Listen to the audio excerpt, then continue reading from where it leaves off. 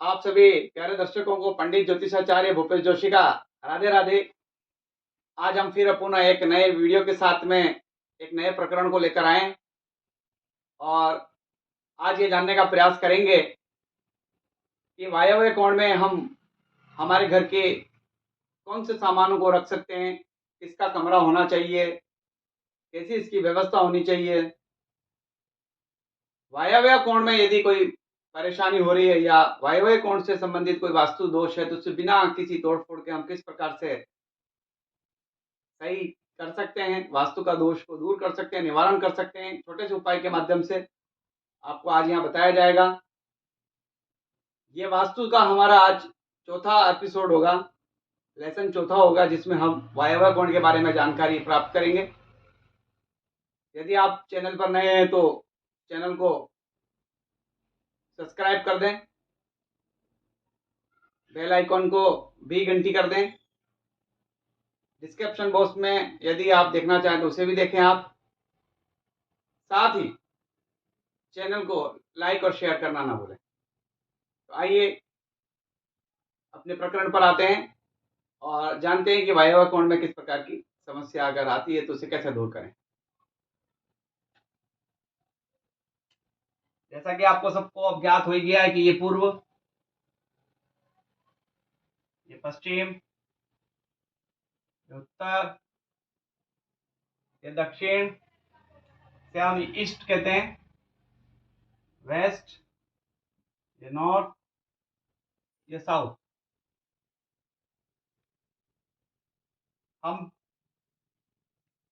इस नैऋत्य कोण के बारे में जानकारी हमने प्राप्त कर ली। हमको आपको मालूम है ये नैऋत्य कोण है। हमने इस आग्नेय कोण के बारे में जानकारी प्राप्त कर दी, क्या किस प्रकार का यहाँ पर वास्तु होना चाहिए। इसके बाद में हमने ईशान कोण के बारे में जानकारी करी और आज लेसन नंबर 4 में हम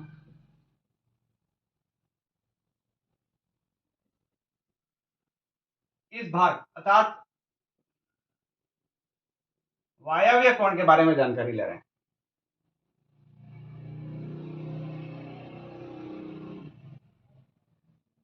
इस वायव्य कोण की जानकारी के लिए आप आपके जो प्लॉट है उसका नॉर्थ और वेस्ट, आपका उत्तर और पश्चिम का जो भाग है उसका कोना देख लें। ये कोना जो है आपका वायव्य कोण होगा। अब इस वायव्य कोण में क्या क्या वस्तु रखी जा सकती है और इसका क्या महत्व है इस वास्तुशास्त्र, उस चीज को हम समझते हैं। जैसा कि हम सब जानते हैं कि हमारे को जीवन के जीने के लिए रोटी कपड़ा और मकान की आवश्यकता होती है। रोटी कपड़ा और मकान के साथ साथ हमारे शरीर के अंदर प्राण वायु का होना अत्यंत आवश्यक है। इसी प्रकार से ये भवन भी जैसे जीवित मनुष्य सांस लेता है उसी प्रकार से यह भी एक जीवित भूमि है। इस जीवित भूमि को भी वायु की आवश्यकता होती है। तो वायव्य दिशा का निर्धारण करते समय हमको ये समझना चाहिए इस प्लॉट का, जब हम भूभाग बना रहे हो तो कि ये भाग कैसे खुला रखेंगे, इस मकान के अंदर जो रह रहे हैं उनको अच्छी तरीके से शुद्ध हवा का प्रवाह उनमें हो सके। क्योंकि शुद्ध हवा का प्रवाह होगा तो निश्चित तौर पर आपकी आयु बढ़ेगी, आप दीर्घायु होंगे। और यही दिशा अगर पूरी तरीके से पैक हो जाएगी वायव्य दिशा, तो ऑक्सीजन की कमी इस मकान में पड़ेगी। जैसे ऑक्सीजन की कमी इस मकान के अंदर पड़ेगी तो रहने वाले लोग, इसके अंदर जो रहने वाले लोग हैं वो बीमार पड़ना स्वाभाविक है। वो बीमारियां तरह तरह की हो जाएगी। इसीलिए वायव्य कोण में वायु का प्रवाह संचालित रूप से हो सके, इसलिए ज्यादा से ज्यादा खिड़कियां और दरवाजे यहाँ होने चाहिए। आप अगर इस भाग को बनाने जा रहे हैं तो आपका जो खुला हुआ भाग है जहां से हवा आ सके, अगर आप दरवाजा बना रहे हैं तो यहाँ पर इस प्रकार से बनाएं कि उसका हवा का प्रवाह अंदर की तरफ हो सके। मकान खिड़की बनाते समय और दरवाजा बनाते समय हमेशा ध्यान रखा जाए सम की संख्या में देखना है। जैसे खिड़की पूरे मकान में बना रहे हो तो 2 के गुणक में होनी चाहिए, सम संख्या में होनी चाहिए। दरवाजा बना रहे हो तो सम की संख्या में होनी चाहिए। ऐसे 2 4 6 8 10 पूरे मकान में कैसे भी बना रहे हो आप उसकी काउंटिंग कर लें, उसको हिसाब से देख लें, उस हिसाब से सेट करें। खिड़कियां भी इसी हिसाब से बनी। तो ये वायव्य कोण है। अब इस वायव्य कोण को हम उठाकर यहाँ रख लेते हैं। और समझते हैं इसका वास्तु किस प्रकार से।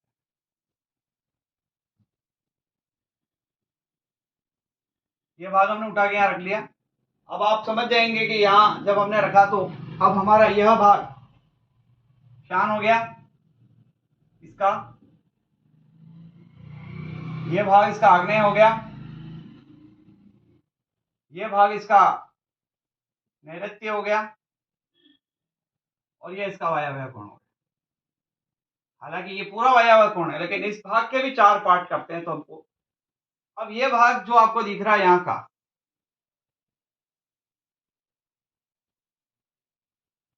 संभव हो सके तो यहाँ तक पूरे प्लॉट में, इसे हमें हमेशा जितना हो सके खुला रखने का प्रयास करना चाहिए।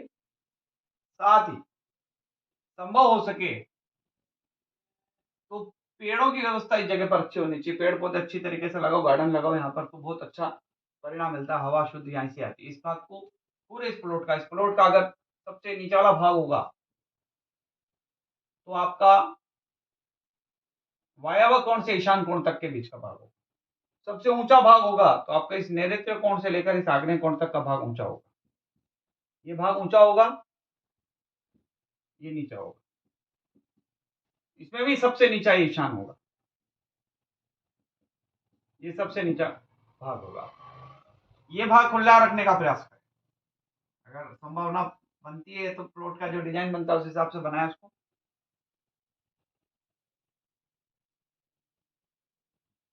अब हमें करना क्या है, जैसे इसमें अगर आप इसको बैठक व्यवस्था बना रहे हैं उत्तम है, यहाँ पर बैठक व्यवस्था बनाई जा सकती है वायव्य कोण में। मेहमानों के सोने का कमरा अगर आप बनाना चाहते हैं तो सोने का कमरा भी ये बनाया जा सकता है। जो आपके घर में अगर किसी बालिका का विवाह नहीं हो रहा है या आपके घर में कुंवारी लड़की है तो उसको वायव्य कोण का भाग दे देना चाहिए, बिना हिचके बिना झचके, उसके लिए वो कमरा बहुत उत्तम रहता है वायव्य कोण वाला। मेहमानों की व्यवस्था, बैठने की व्यवस्था अगर आप ड्राइंग रूम बनाना चाहते हैं तो वायव्य कोण में बना सकते हैं, कोई प्रॉब्लम नहीं। अगर यहाँ पर आप बेड लगाएंगे तो वही वापस बेड की दिशा भी आपकी ऐसी होगी, अर्थात यहाँ बेड लगाया या फिर आपने यहाँ पर बेड लगाया तो आपके सर जो है वो पूरब की तरफ होगा, पैर आपके पश्चिम की तरफ होंगे। अगर यहाँ लगा रहे हैं तो आपका जो सर होगा वो साउथ की तरफ होगा, और पैर जो होंगे आपके यहाँ पर भी, इस कमरे में यहाँ पर बेड नहीं लगाना इस वाले भाग में, क्योंकि आप जैसे यहाँ लगाओगे तो आपका सर जो है वो उत्तर की तरफ हो जाएगा और पांव आपके नीचे की तरफ हो जाएंगे, तो वास्तु में बड़ा दोष हो जाएगा। तो इस प्रकार का काम नहीं करना, तो खुला रखने का प्रयास करें। अगर आपके घर में गाड़ी रखने की व्यवस्था बनानी है तो भी आप वायव्य कोण बना सकते हैं। ईशान कोण को भी आप पार्किंग के लिए प्रयोग कर सकते हैं, ईशान कोण भी पार्किंग के लिए और वायव्य कोण भी पार्किंग के लिए प्रयोग किया जा सकता है, कोई प्रॉब्लम नहीं। पार्किंग की व्यवस्था में भी अगर आप यहाँ इसको करते हैं तो इसमें आपको कोई दिक्कत नहीं है।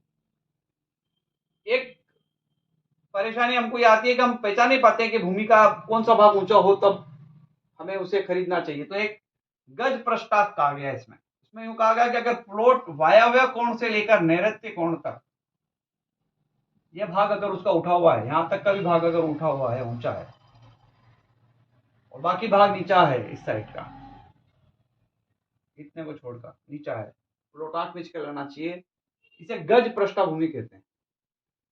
गज पृष्ठभूमि अगर आपको प्राप्त होती है तो अति उत्तम है, आंख मीच कर ले लेनी चाहिए। इस प्लॉट खरीदते समय देख लेना चाहिए कि भाग कौन सा ऊंचा है। प्लॉट खरीदने के बाद में बड़ी दिक्कत हो जाती है, भाग ऊंचा नहीं मिलता, तो फिर उसको ऊंचा करो, कोशिश करो कि आपका वायव्य कोण और नैऋत्य कोण का भाग ऊंचा हो। जैसे ये भाग ऊंचा होगा तो ये गज पृष्ठभूमि हो जाएगी। गज पृष्ठभूमि वायव्य कोण के लिए अच्छी मानी गई। एक दिशा दिक्शोधन आवश्यक होता है। दिक्शोधन का मतलब है कि आपको दिशाओं का ज्ञान बहुत अच्छी तरीके से होना चाहिए। जब आप प्लॉट को करें तो इसके बीच में कंपास को रखकर आप चेक करें कि दिशाएं कौन सी बन रही, उसी के आधार पर फिर उसका वास्तु डिसाइड करें। तो अगर उसके आधार पर नहीं बन पाएंगे तो फिर वापस, ये सारे कोण होते हैं, ऐसे कोण बनते हैं और कोण के माध्यम से सारा चीजें निकलती है, हर पार्ट कोण के माध्यम से निकलता है। इसके ऊपर भी मैं पूरा वीडियो बनाऊंगा कैसे कोण निकाले जाते हैं, और उस कोणों के माध्यम से फिर अपन उसको डिसाइड करते हैं कि किस प्रकार से वहां पर क्या चीज होनी चाहिए। इस प्रकार का वायव्य कोण में अगर आपकी कोई प्रॉब्लम आ रही है, अब आपने कोई भारी निर्माण करा रखा है या फिर इसको दूषित कर रखा है, तो इसका ज्योतिष में बहुत अच्छे तरीके से और वास्तु में भी इसका बहुत सरल तरीके से एक उपाय दिया गया है। उस उपाय को अगर अपन करते हैं तो ये जो वायव्य कोण का जो समस्या है, वायव्य कोण की जो प्रॉब्लम है, उसको काफी हद तक सोल्व किया जा सकता है। करना कुछ भी नहीं है, बहुत इजी है। क्या है, जो आपका ये वायव्य कोण है,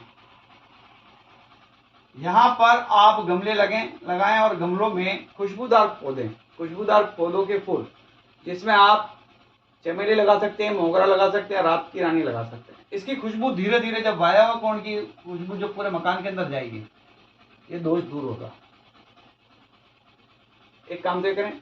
दूसरा काम, यदि आपके चंद्रमा कमजोर है, घर में किसी को मन में डर लगती है, सपने आते हैं, मन अंदर बैठा बैठा जाता है, ऐसे है, तो इसका मतलब आपका ये कोण, वायव्य कोण जो है, कहीं दूषित हो रहा है। तो उसके लिए आपको क्या करना है, एक बाल्टी लेनी है पानी की।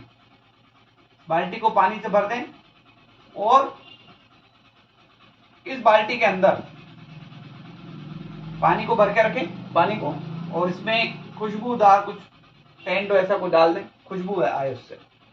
और फिर ये पानी रखकर आप आपके कमरे में चले जाएं।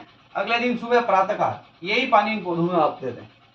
पानी का उपयोग भी हो जाएगा और साथ में आपकी जो दोष जो है वो भी, इसी पानी की बाल्टी रखने से आपका दोष दूर हो रहा है। पानी यहाँ पर क्योंकि चंद्रमा का प्रतीक होगा, तो चंद्रमा जैसे ही पानी लिक्विड आएगा तो वो खुशबू भी आएगी साथ में, तो वो अपने आप उस महक के साथ में आपकी जो समस्याएं, जो नेगेटिव एनर्जी है आपके मकान की, जो नेगेटिव एनर्जी आ रही है, वो नेगेटिव एनर्जी धीरे धीरे बाहर हो जाएगी और पॉजिटिव एनर्जी बनना शुरू हो जाएगी। तो आप ये बहुत आसान सा उपाय, आप इस उपाय को कर सकते हैं।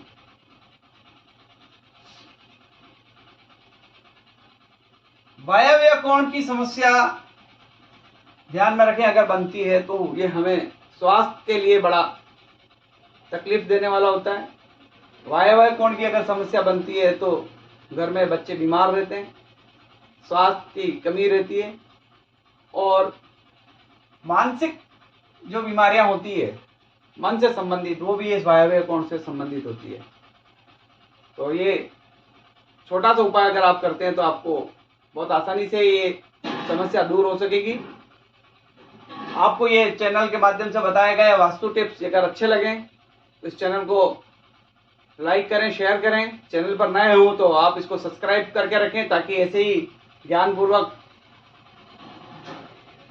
जो टॉपिक्स आपको बताए जाएंगे, उसमें ऐसे ही ज्ञानपूर्वक चीज़ें बताई जाएगी, और उसको देखकर आपके जीवन को आप बहुत सरलता से, आसानी से अपने जीवन की समस्याओं को दूर कर सकते हैं। आप सबको पंडित ज्योतिषाचार्य भूपेश जोशी का एक बार पुनः राधे राधे, जय श्री कृष्ण।